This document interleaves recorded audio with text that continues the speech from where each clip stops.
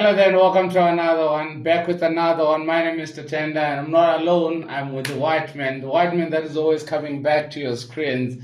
And this is my good friend of mine. And I'm so excited because going forward, this man is going to be showing face. And the one thing before I ask him to say whatever his name is, I don't even know what his name is. And the stuff that we've gone through to actually bring this video to life. You've got no idea the amount of push-ups, the amount of sit-ups, the amount of swearing that had to happen to make sure that this happens. Anyway, welcome to the Man Podcast. We're back with another one. The trick for the channel is to make sure that you are the best possible version of yourself, mentally, physically, and emotionally. And with that being said, hello, bro.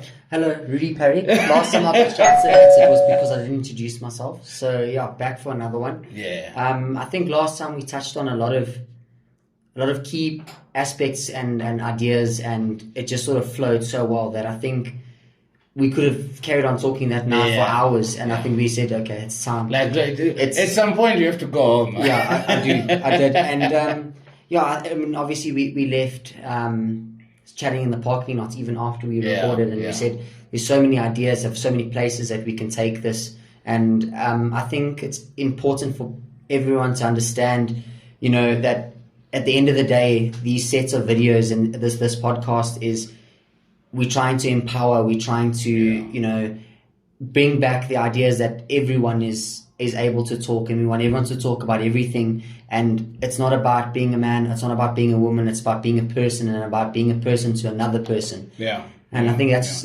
where we need to go with it. Yeah. It's amazing how the last time, like you said, we ended up, I don't know how many times I said cheers, but then we talked. I was sick of saying goodbye.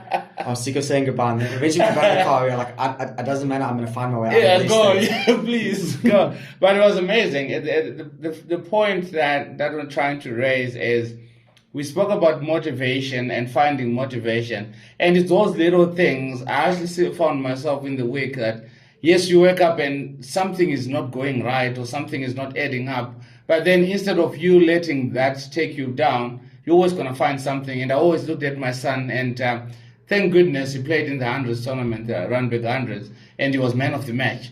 And us going there, he was so down because they couldn't find his shirt. So he had to wear another different shirt to what the kids were wearing. So you could see, even when they were doing their warm-ups and all that there was something that was not adding up with him.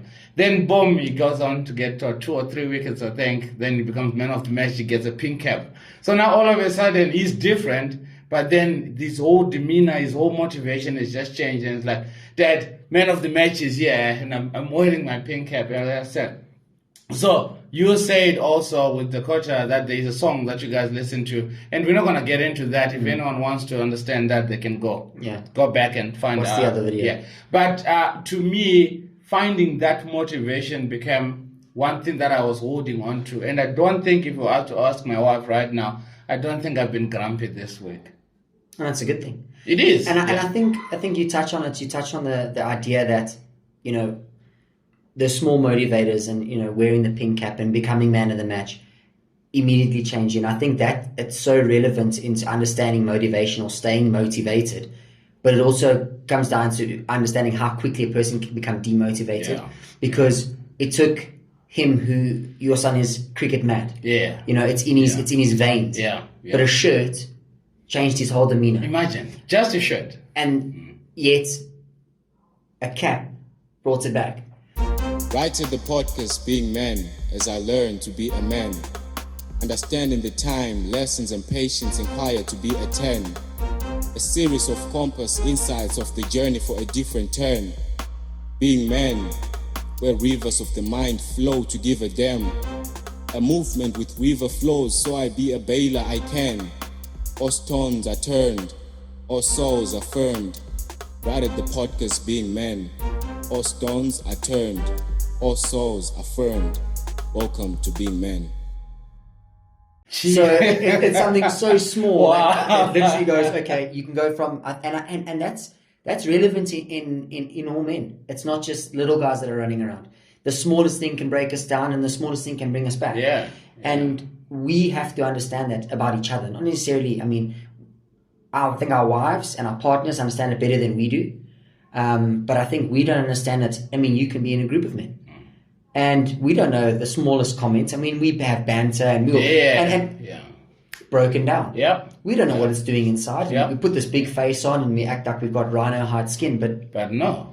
Yeah. Amazing how you're saying a shirt and a cap. These are two different clothing items that one dropped, the other one picked up. Yep. That's insane. And you also mentioned in the past episode that find some motivation or find something that's going to keep you motivated. Those little motivators. Be it your child, be it maybe how you wash your car or how you communicate with your wife. It can be anything. It can be anything. But the most important thing about that is the amount of people that were, oh, Mr. Perry, geez. When I got to school the next day, I obviously had told some of the kids. They knew that I was going on the podcast. Yeah. And then I was actually a bit worried about the older learners are going, sir, come on. Come on, exactly. You passed your sell-by date. Yeah. But a lot of them, and quite a few boys came around and they said, sir, I needed that. Wow. And even if it was one child that came to you and said, sir, I needed that. That's good enough. I was like, job done. Done, yes. Because it takes one person to change another person's life. Yeah. If every person had to change one person's life at any time, if everyone did it, everyone would have someone to motivate them. And that's all you need. So I think it's important that we carry on doing that and get it out there, and we help one person at a time and understand one person, and everyone's got a different story. Everyone's got different motivators. Everyone's got big demotivators in their lives that we might not understand, or we can't, it doesn't feel relevant to us, but to them it's a huge thing. Extremely relevant to them. You spoke about it last time we spoke, and it was, you could be earning a good salary, have a great house, have a great car, but still not. And you're just unhappy about the relationship you have with a child. You're having a bad relationship with an employee at work, and it's sitting on you and it's eating at you, and those are the things we need to speak about. Amazing. When you say I needed that, I think a lot of times we think that if we're impacting 100,000 people, then we're making a difference. Just one. Imagine if you wake up every day and say, I just want to be kind to one person. And that one person wakes up and say, I want to be kind to one person. Everyone's going to be kind to everyone. So I think the smallest margins and the smallest things change the outlook on anything. I mean, look at the World Cup rugby game that just happened. 1 point. 1 point changed an entire nation of being either the most happy night of any South African's life and the most sad New Zealand night. Because of 1 point. Because of 1 point. If it was the other way, a whole nation would be in the same boat. So I think we've got to understand it's the small things. The small things in life that really can change and alter a person's demeanor, attitude, to want to do something. Just their general persona can change because of something that you've done for me or I've done for you. Maybe it's just listening to you. You asked me at the end of it where, a wise man once said, and I just said just to listen. And I think that's so powerful, because you could just need someone to listen to you. And if you've just listened, not said a word, they feel that they've been heard. Jeez. Insane. Speaking about the rugby, but the amount of anxiety that we felt over the past 3 weeks. Gosh. It was special. I was lucky enough to be on a school camp where we had to watch it there was a huge sort of coaches area where we watched it. And you're watching it with complete strangers. You don't even know them. I don't even know them, but yet everyone sort of came together because we're all there for one reason. I got shouted at because I didn't have a rugby shirt. And everyone else was wearing that, and I was wearing a shirt that was slightly navy, and it's looking, when the light's not right, it's looking. So it was black. And they're going, this guy, are you? And I'm like, no, South African. Still, exactly. Go Springboks. You could have worn something greenish at least, man. It's a camp. I didn't cut for that. I didn't cut for it. But well done to the boys. I think that to see the whole nation come together, that's just amazing. It was and I believe South Africa has gone through such a tough year. We deserve some good news. That was, to me, that came to me as, that's amazing one. And to see how sport can bring everyone together from all spheres, we watched the rugby matches at a local pub. And after every game that we won by one point, you could see people hugging. You don't even know the person. Jeez, well done. There's high fives. And people buying each other drinks. Exactly. Yeah. That's just the goodness of sport and bringing everyone together. And like you said, everyone found that small motivator, which was the win, and the win by one. I don't think everyone liked Monday. No. Monday was hectic, but was hectic. I still remember after the France game, woke up on Monday. I think my alarm goes off at 6 or 6:30. I was like, I'm not going anywhere. I'm not doing this. So I woke up my son up. He's like, but we need to go. I was like, I'm tired. And he was tired. He was tired. Anyway, let's jump into tonight's episode. And you sent me a few pointers. And I had the privilege of sending them through to a few people just to hear them out, especially gents as well. Because we said when we started this that a lot of men with that thing of we've got a thick skin. Yeah. And in as much as, yes, it's okay to be strong, but then at the same time, we're fooling ourselves if we say we've got it all figured out.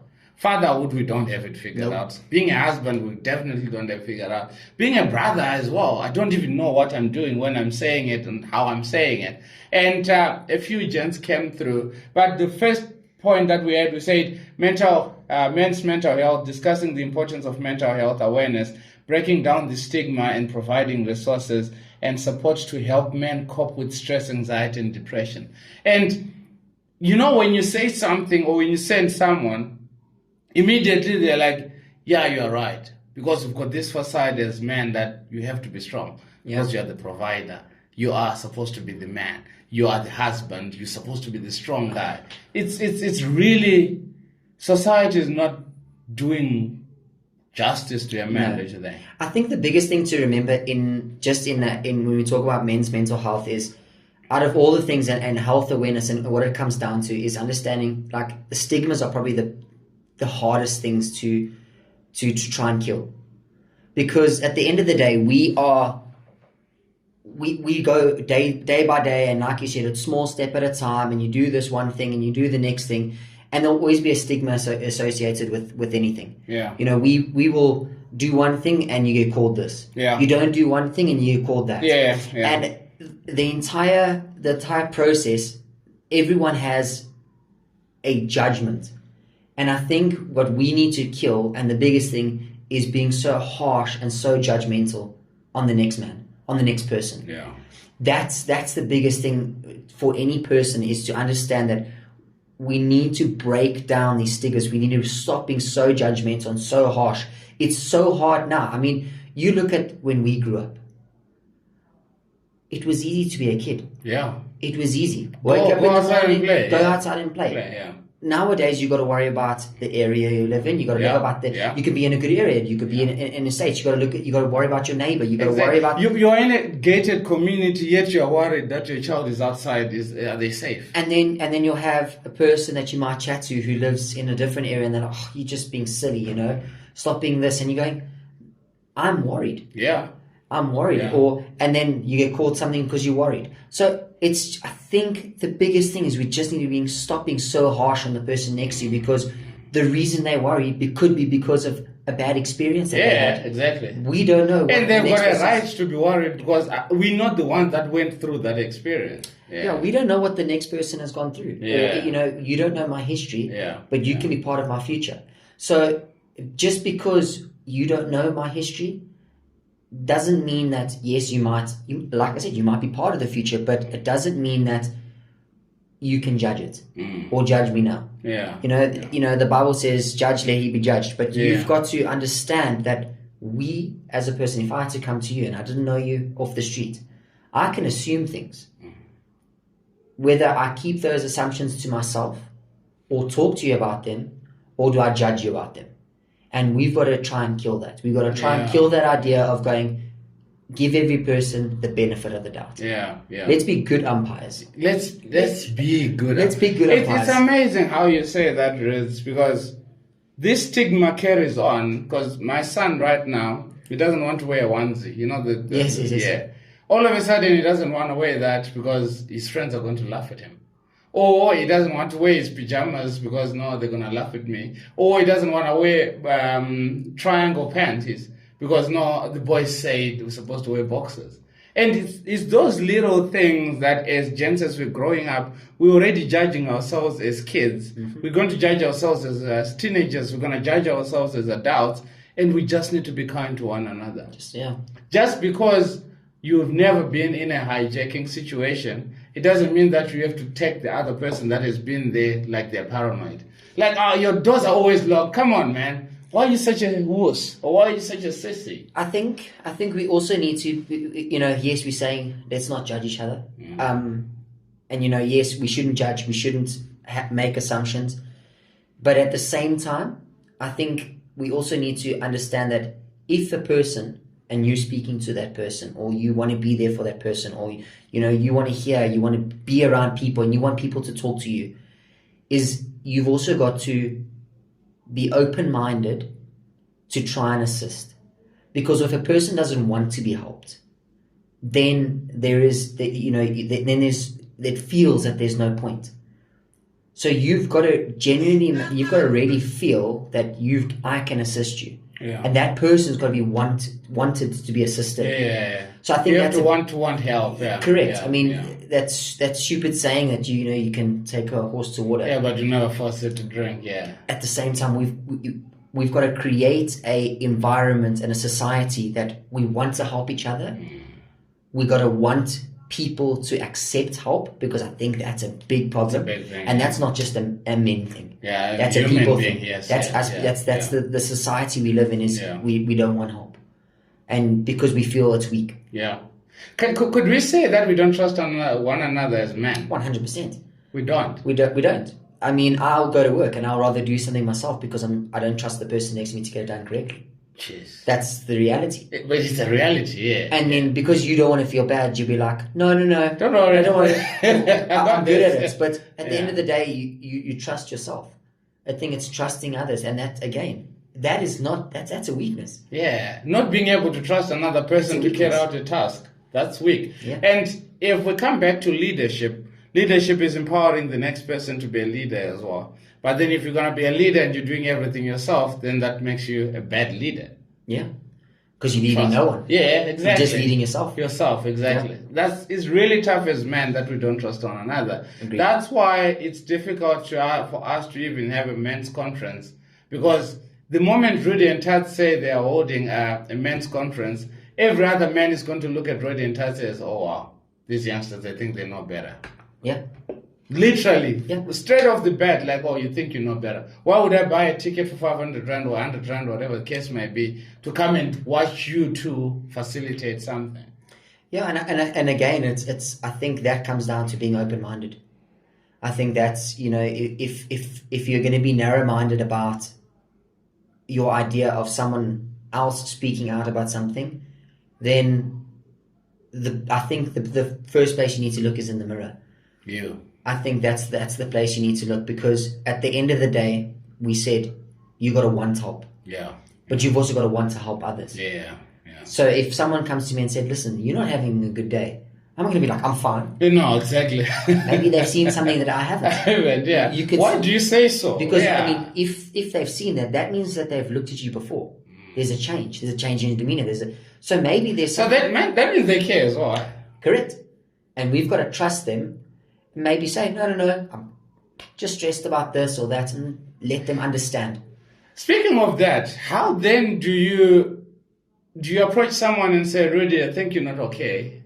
And Rudi says they're okay, but you can see they're not okay. You can't help that, though. You can't help that, but I think just asking shows that, like you said, it shows that you care. Yeah. And it might open up that when they are really having a bad day, that they can't internalize it themselves. They be more open to talking to you about it, because you've shown on a day where maybe something wasn't huge, they just saw a general change. Something. Yeah. They're open to talk to you about it. Yeah. You know, and it's like anything. I mean, we do it weekly when we play cricket. You have a bad game. Are you going to leave after the next bad innings? No, because you know it's going to happen. It's going to happen. Your again. time's going to come. Yeah. So I think that same mentality of coming back, keep getting up. You've taken a shot in boxing. You've not get back up. Come back. Yeah. And it's the same mentality we've got to have when we're dealing with people or people are dealing with us, is to keep trying. Yeah. Keep trying to listen. Keep trying to help people. Keep trying to talk, because the more you do it, even if you can't help that person, don't give up. Want to help people, because you're gonna find the person that's accepted. Yeah. I think that's the thing as well, whereby once one person shoots you down, you're like, I'm done with this. Yeah. I'm done with this. But then there's probably someone else that really needs that help. But if you then give up, then that's it, screwed up. That's insane. Yeah, it is tough. I spoke to Leo Rogers. Shout out to Leo Rogers that came with his own opinion, and he says, in my opinion, not enough attention is given to mental health in men. In general, men tend to be raised with societal pressure to not show weakness through displaying emotions or to be vulnerable. Men are expected to suck it up, as it were. This tends to lead to men then suppressing certain emotions, which then manifest in other areas of their lives. For example, a struggle in fostering intimate relationship with partners, children or other family members. Poor mental health can lead to substance abuse, which negatively impacts physical health as well in men. And that's I think you can see that comes from a place where it's personal. I think that comes from a person that you can see that he's been through or knows someone who's experienced it. Yeah. And I think it's so relevant, because I mean, you can adapt or you can understand those words in someone else. Yeah. I work with young teenagers on a daily basis. I work with young men. Yeah. And what is big to them or weakness to them might be something silly, but in their lives, the stage of their lives that they're at, it's everything. It's everything. Yeah. I look at some of the football players. They walk off the field so demotivated, so upset about something silly. Yeah. And it takes a hug, it takes a chat, it takes whatever it needs from myself, from another coach, from their mom, whatever, to get them back. And sometimes it's extremely hard to get them back. You see there, I mean, Leo speaks there about weakness. Yeah. About the persona of being weak. And that's so sad. Yeah. Because if you're a coach, you're a leader, or you are only as strong as your weakest link. Mm-hmm. And if someone is weak or feels weak, or they are in a place where they feel that they are not motivated or anything like that, the reality is that we are all just as weak as he is, or just as weak as that next person. But we don't want to admit it. We don't want to admit it, and we can't address it because a lot of the time you don't know about it, because it's seen as weak to talk about it.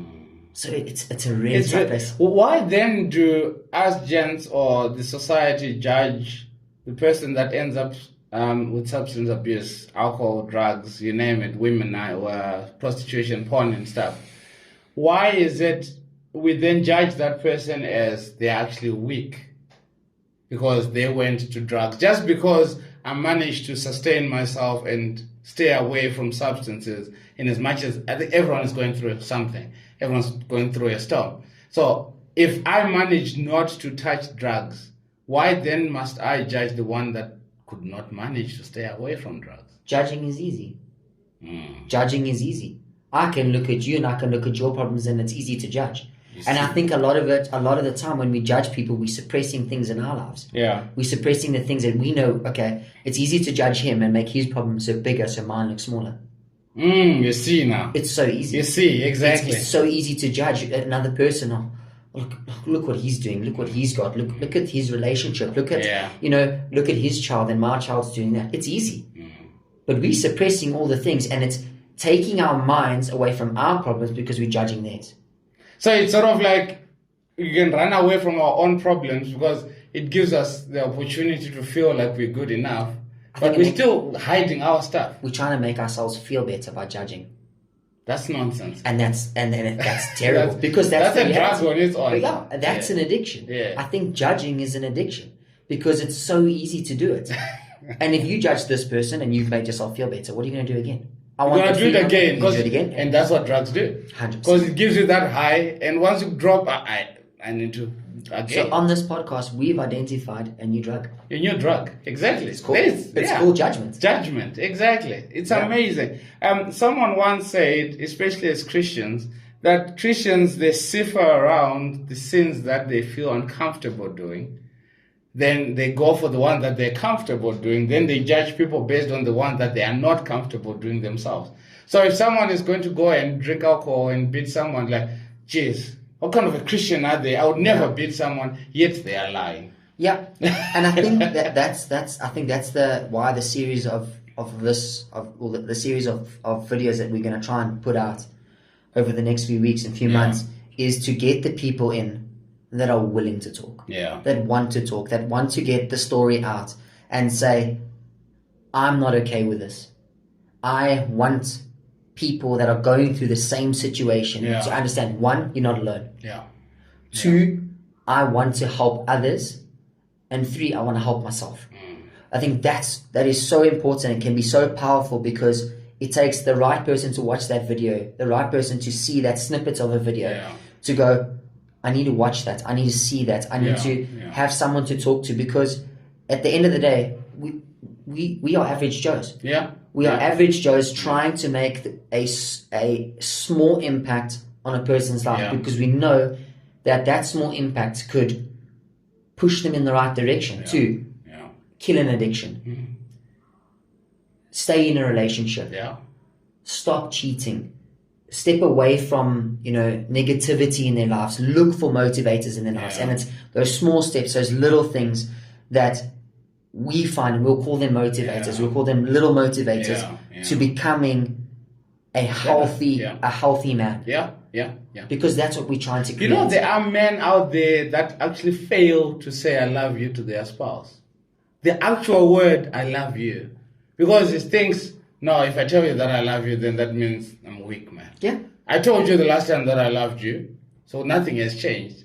Just that. I know of men that struggle to just say, babes, I love you. I saw someone posted a screenshot on one of the Facebook thingies and says, please write this statement or copy and paste this statement and send it to your wife.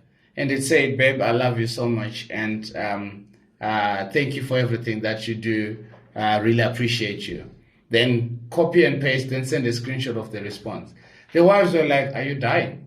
The other one will be like, what happened to your side chick? Or what this? Because as men, we have gone to a point where we're no longer honest with our own feelings, so much so that we cannot be even honest with what the other person is doing in our lives, or appreciating what the other person is doing in our lives. And I think those things, in my personal opinion, those things are so forced. It's got to come from a real place, because yes, it might help one person, and I suppose that's a good thing. But I think the reality of talking about your feelings, talking to your spouse, showing love, telling you love them, everyone's relationship is at a different place. If I had to send that to Kaylee and I had to send her thing, I tell her I love her every day, all the time. Exactly. So she's going to be, I love you too, she's going to be like, okay, it's not going to be a thing. But I think also we've got to take a step back with that and go, okay, you look at even before our generation, hugging dads or giving a dad a kiss or telling your dad you love him. It didn't happen. Never. It didn't happen. I mean, you had to be tough. You had to be strong. You had to be tough. You had to be this big macho thing. That's. But does that make it right? It doesn't make it right. It's not right. And I think we need to understand that. And if I had a boy, if I had a young boy and I was trying to raise him to be a man, I think the word man carries this masculine macho thing. If we're trying to raise our children in a society that is so dark and so scary and so daunting, I think we need to understand and change that word. We're trying to create a gentleman. It changes the whole perception. It changes the perception, because a man walks into the room, it's the guy that walks in, big chest, arms out, he's tough. Gentleman walks in, you'll be like, wow, A gentleman treats women with respect, treats other men. Treats his fellow man. Yeah. A man will walk in and he expects to be greeted. A gentleman walks in, he greets everyone. Hello, how you doing? Yeah. And I think that's what we need to find. You just killed it that way. Another one, and he said, let me not mention his name. Okay. I'll just say a mate of mine. This is what he said. Hi, Taz. Please see below what I've researched and found out for your podcast. Men's mental health discussion is important of the importance of mental health awareness, breaking down stigmas and providing resources and support to help men cope with stress and anxiety. Promoting men's health is paramount. It's essential to raising awareness, shatter stigmas, and offer resources for stress, anxiety, and depression. Men often face societal pressure to tough it up. So it comes back again, tough it up, suck it up. But vulnerability is strength. And that's the part that I wanted to talk about. Vulnerability is actually strength. And today it happened that I went with my wife to the mall because we wanted to get a few things. And spoke something around crying. And I said, it's okay to cry. Then it's like, I know you are. Whenever you feel like dropping tears, you do so. And I'm like, and you wonder why I haven't been so grumpy. Because literally when I feel like not having a good day, freaking I'll drop those tears. Yeah. It doesn't make me weak. No. And it's actually a coping mechanism because I'm blowing out steam and it's happening. You get it? So vulnerability is strength. I think a lot of gents think that if you're vulnerable to your spouse, and you said it with Kelly as well last time, that you manage to make sure that she becomes your hiding place. 100%. When you're feeling weak, you can still go crouch into her and say, babes, I'm at my weakest right now. And you know that that's your safe space or safe zone. I think at the end of the day, as a person, you've got to understand that the person next to you, we don't know what you're going through. And we don't know when a person is vulnerable because I think everybody deals with vulnerability differently. The way that you might deal with it, you might go into a ball and you don't want to get out of bed and you want to be... I might be putting on the brave face, toughing it out. I'm vulnerable at that stage. Yeah.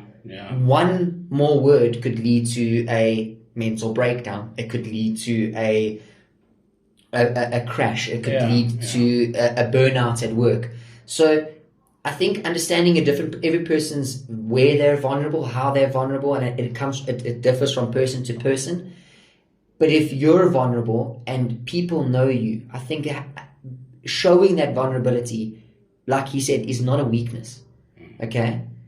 Being vulnerable shows where you are. Where's your low point? Where's your high point? And trying to keep yourself somewhere in between. In between, yeah. And if you are at that point where you can see this guy is close to a breakdown, he might not even be showing that he's vulnerable because he's not there yet. Maybe you only hit that vulnerable stage where you feel like you can't do anymore, but you're starting to pick up the cues, the visual cues, the attitude, the lack of talking, the covering up things, changing the area of discussion, and you're going, what are we avoiding? What are we doing? Because if I talk to you and I go, Tats, you're avoiding this. You're avoiding this question, or you're avoiding this topic, or every time we talk about it, you're like, no, it's okay. Yeah, it's okay. We'll get to that. That could be a person's vulnerable state. And it's a very tough one because everybody is different. And that's why it is so tough to understand the person next to you because we are all coded differently. Yeah.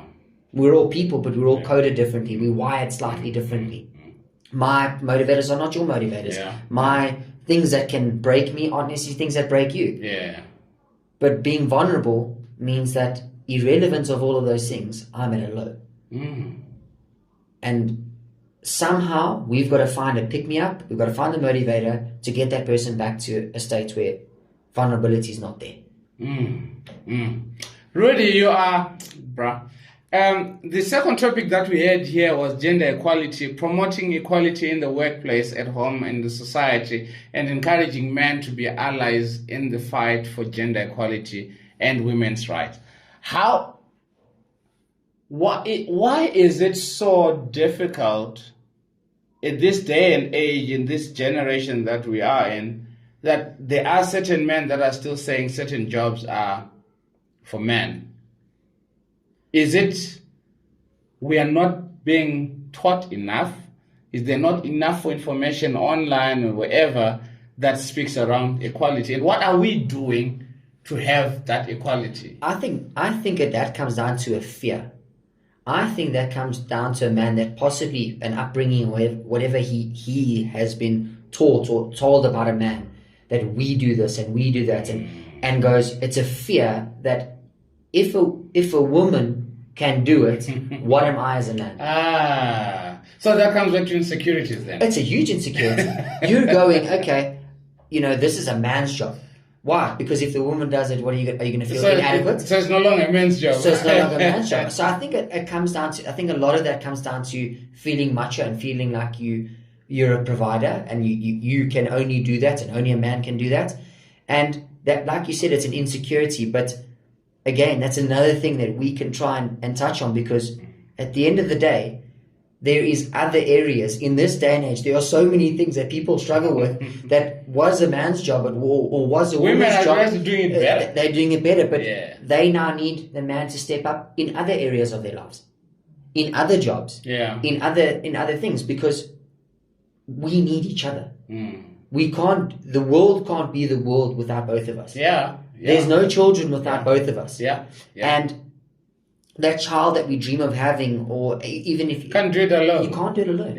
So I think a huge part of that comes down to wanting to feel that you're macho, and I think it's men like that are scared that they're going to be shown up by a woman. I've got the same weakness, but and it's amazing how we're talking about this. And I still remember when I met my wife the earlier years.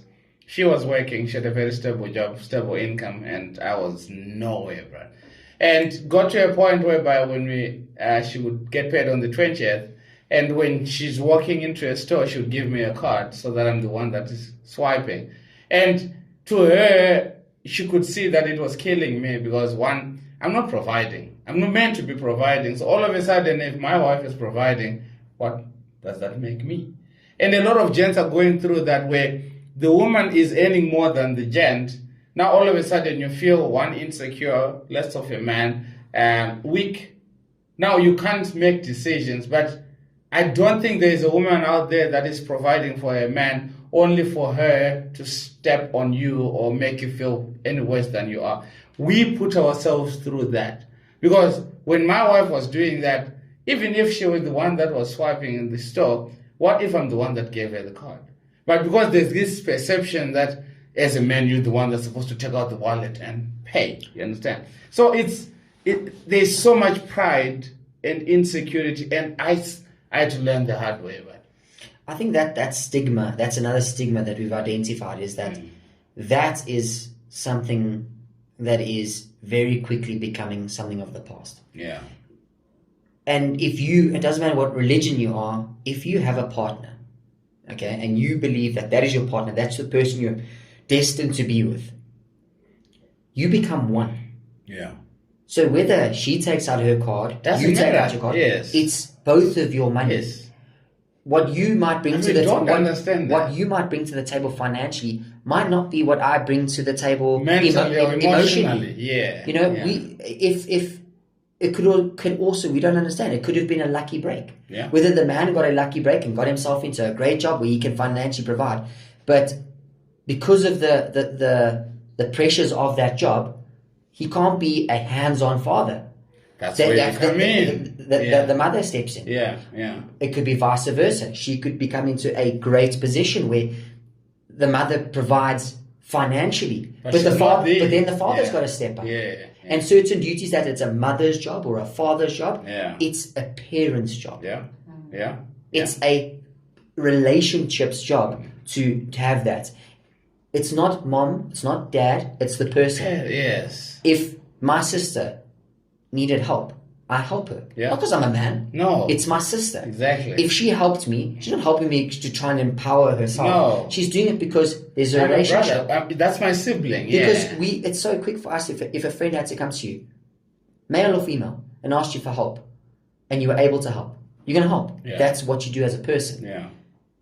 If another person came to you and said to you, they know that you're struggling with something, and they came to you, male or female, can I assist you with this?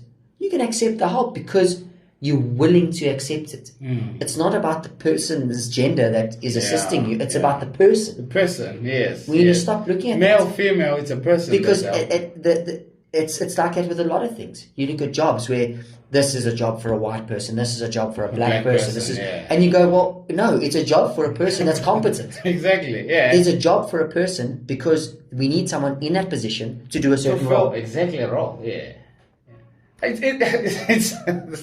It's crazy how you then say there are gents that we are actually judging one another for having a stay-at-home dad. Mom is working. Mom has got. I don't mind right now, but if you asked me 10 years ago, but I'll tell you, mad, but I don't even want to know how much my wife earns because I'm supposed to be providing for her. Her money should go and buy. Go to the salon or buy bags and whatnot. But at this point in time, I don't mind her waking up and say, babes, I love you, I'm going to work and I'm going to make sure that I sort out my child and everything. I don't mind that. Before I did it at some point, but I was not doing it because, I was doing it because, what am I contributing here? And even her coming back from work at 4 or 5 o'clock, she finds me cooking and everything, was not because, I can't be sitting around, because I know if there's a certain gents, the wife comes back from work and he's been sitting on the couch the whole day. I'm not going to cook. I'm a man. Yeah, no. And it's happening. Yeah, of course it's happening. It is happening. I'm a man. I'm not going to cook. So she has to come back from an 8-hour job where the boss and the clients and whatever has been nonsense on her to still come back home and say, okay, I need to cook. And then you expect that same woman to be jovial or to be lovey-dovey when she's going through all those emotions. So gender equality is a big thing. And gents, we need to change our perception. And I believe that it is changing now. 100%. It is changing now. It's changing. Lastly, we spoke about fatherhood and parenting, and we're going to have a part 2, part 3, part 4, whatever, coming into the months. We spoke about fatherhood and parenting and exploring those roles because we said earlier on that when it comes to fatherhood, I'm learning on the job. I'm literally just winging it. I don't know what. There is no manual whatsoever that says, okay, Chatenda, this is what you're supposed to do when he does this. I don't know. So same thing with parenting. And as women or as men, as society, we tend to label the woman as this one is a wife material, this one is not a wife material. That comes back again to gender equality, and that is it an insecurity again when it comes to you look at a woman like, nah, this one is not marriage material. But no one is looking at a man and saying, this guy is marriage material. What are we doing as gents? I think we need to look at fatherhood and motherhood and parenting from a different perspective, that it's a blessing. I think the blessing that we have, the honor, there's so many people that struggle to have children, that want children, and all those roles, the motherhood roles, the fatherhood roles, those are all blessings to you are giving of yourself for a greater good, for the development of that child. And however we look at it and however we look at the stigmas that are associated with men and you have to be this as a father or this as a mother, is the first thing is take that step back and go, what is the point of all of it? There's a child involved. And that child is only there because of us. Yeah.